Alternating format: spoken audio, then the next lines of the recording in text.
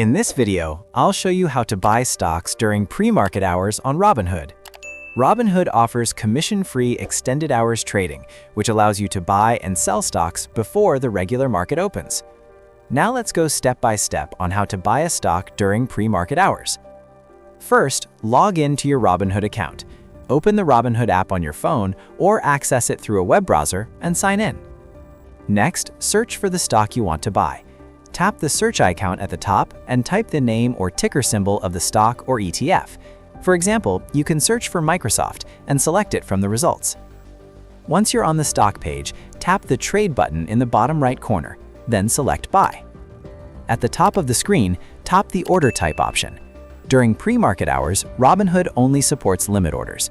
A limit order lets you set the maximum price you're willing to pay per share, which helps protect you from sudden price swings. Now, enter the number of shares you want to buy and your limit price. Robinhood will show you the estimated total cost of the order. Tap Continue, carefully review all the order details, and then swipe up to submit your order. That's it. If this helped you out, please subscribe. It really helps me out as well. Thanks for watching, and I'll see you in the next one.